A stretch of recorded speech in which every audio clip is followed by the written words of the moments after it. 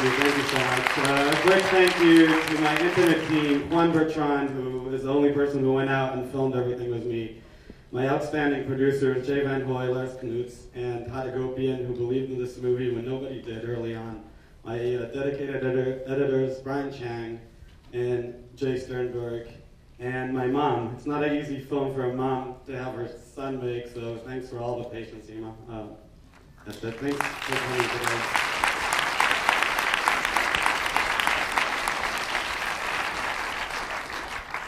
What I'm really interested in, how did you manage to get such close contact to these people? How was it possible for you to get so close? Well, I started this project as a still photographer. I'm a photojournalist originally, and I covered the violence for a while, and I got into Richie's Semefo unit. Originally thinking, wow, this is the most busy Semefo in the world, the most busy CSI in the world, and I thought that would be kind of a safe way to go to the crime scenes and out of the crime scenes. But when I started learning about this, that it's all kind of this show, that nothing really happens, of course that was really my passion, to try and understand how can someone work that way. And I understood that there are certain things in this movie and this story that I want to do that I can't ask, that this wasn't about investigating who killed who and where and when. That would endanger and probably kill him and endanger me. So we obviously spend a lot of time. We had a lot of safety rules. We never stayed in Juarez for more than a certain amount of days. We actually made 19 trips altogether to Juarez. So it was a very slow trust process. The other side, the music side of Edgar and Bucanas, we met the band when they were kind of small. And we thought that we'd get a little bit of YouTube links. We never thought that that side would lead us so deep into the Sinaloa cartel, basically. By the time it did, there was actually the last scene we shot on the film. And we understood very well what we're attempting, but it was strong. I had a lot of trust in Edgar. I think we were able to be very honest with each other, and it was a challenging dance, but we did it. Yes, you did. Are there any questions from the audience? Please raise your hand. We have another microphone. Anybody? Yeah, there, in the middle. Is there some bands that want to sing about something else, like hip hop? Eventually, they sing songs about different things, but killing. Yes. Well, Corridos have actually been something in Mexico that exists for 25, 30 years, and there's been many kind of type of corridos, and they weren't usually like Movimiento Alterado corridos. They were much softer. There were artists like Tigres del Norte and Chanino Sanchez and different people that actually wrote very poetic songs about how the government's losing control and stuff, which were heard by a much wider, well, different, not much wider audience. And there's still some of that, but in 2006, when it kind of got violence, these corridos started blasting. And the news center, usually it used to be like a trend in the border towns. And if the song or an artist would get big, he would go to Mexico City. After the war started, LA became kind of the mecca of this all. And that also changed the corridos and the style. So today there are a lot of different corridos. A lot are much softer, a lot are different. But they're kind of the old stuff. I don't know, they're like Iggy compared to what we have now in rap. So this is really the style that dominates, particularly north of the border. Where's the microphone? Okay. I have a question. Will this movie be shown in Mexico? Yes, it will be shown in Mexico. Obviously, I mean, this is really early. We just finished this film, so we're actually in this festival, we met a Mexican distributor, so we're negotiating a deal to get it out. We've also been accepted to a couple of the festivals, so I'm sure we'll get there, and it's one of the big. The U.S. and Mexico were the first targets to show it to because of the subject.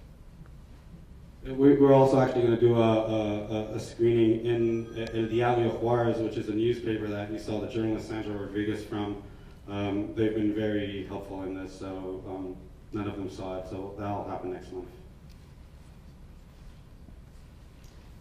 Other questions? Okay, here in the front. I can hear you. I'll repeat the question. I was just wondering, how did you get all these people to agree to show up with the faces? Actually, for example, the journalist and obviously Richie, because they're probably fearing for their lives. So the question, I guess, was how did I get people to show their faces? With Richie's department, these guys, almost all of them, people around them know exactly what they do. It's not usually a big secret that you're a CSI worker. What they're usually afraid of is what we call el jocones, which is basically the people who scout for cartels. Cartels have a huge military organization. They have vast informational systems. So people like Richie, what they really don't want is to get to a specific crime scene. Again, it's really about the specifics if you're them. If you're Richie and you get to a crime scene, and the jocones will know that you're the investigator doing this, that really, really hurts you. That can lead to threats. But they don't really hide in general what they do. It changed a little bit, but there were between 26 to 30 people in that unit, and only 2 completely didn't want to be in the film. And Richie, of course, played a whole different part. It took a little bit of time too. Again, it was kind of this process that they really trusted and understood what we're doing. For how long have you been working on this project? You always tell us it took a while, It seems like about 10 years. No, it was shorter. I started in 2008. I've been photographing Mexico forever in a lot of different issues. I was married to a Mexican. I have a big love-hate relationship with Mexico, I guess. But in 2008, when Juarez really glitched off, I started going there as a photographer, and for 2 years I really worked the violence in Juarez, but in a lot of other parts. And the story actually got published quite a bit, but it was always the same thing. And when I would go back to editors and to magazines, they would have this idea that it's really gangsters killing gangsters. And at that point I saw a complete different story. I was starting to see this culture, how people think, what they sing, what they wear, what they talk, how they imitate. And that's a story I really wanted to do. So the filming started in 2010. And we filmed for 2 years and a little bit and edited basically days till before the festival. We launched at Sundance. We actually, 3 days before Sundance, we launched. There was a question over there.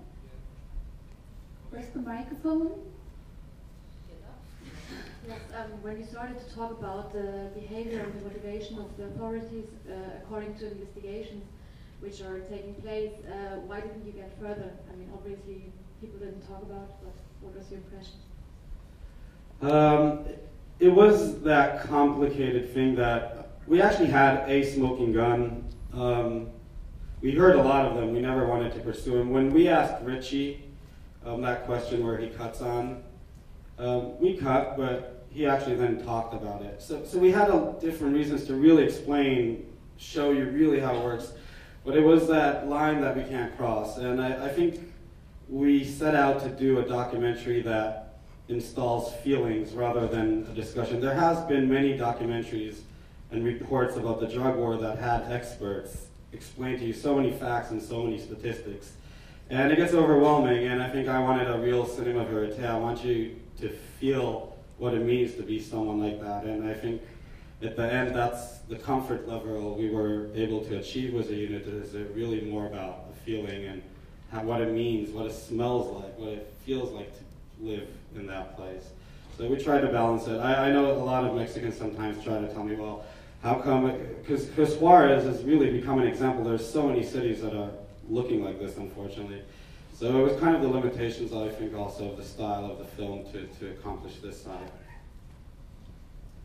Last question here in the front. Wait a second, you get the mic. What is your feeling towards the U.S. involvement or non-involvement in the issue? Felipe Calderón, Mexico's president, once said it's not easy to live next to the biggest drug addict in the world. I agree. Look, the U.S. has been trapped in this for a long time. The Bush administration backed this war that Felipe Calderón launched. And I gotta be honest, as a journalist covering it for many years, it kind of sounded like a good idea until today. I believe Calderón's heart was in the right place. there's not a very easy 1, 2, 3 solution, let's get this out of the way. It's been a while, and you know, Europe has its own drug problems. Fortunately, they're not as bad.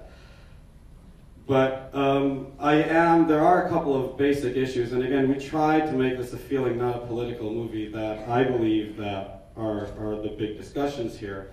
One is legalization of at least weed, which is actually being talked in the US.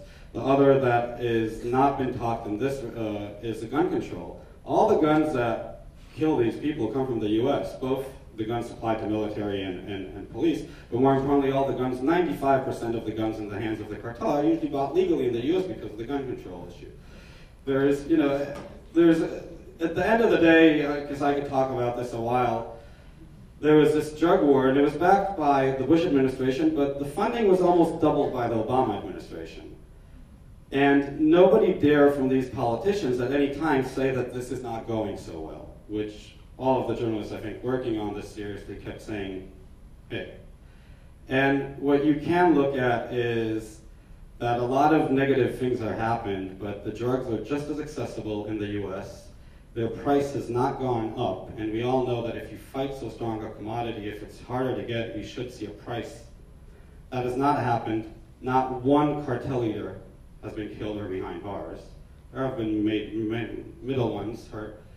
But basically, the only thing we've achieved really is 60,000 bodies.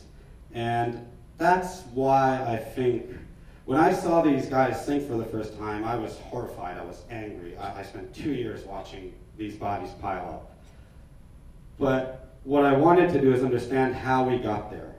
And if we let the bad guys win and we keep these policies, let's not pretend that these kids won't think that. I think they're the cancers in Narcos, but I can understand why they've been made Robin Hoods. And that's really, I think, the shift that the US has to acknowledge, and Mexico.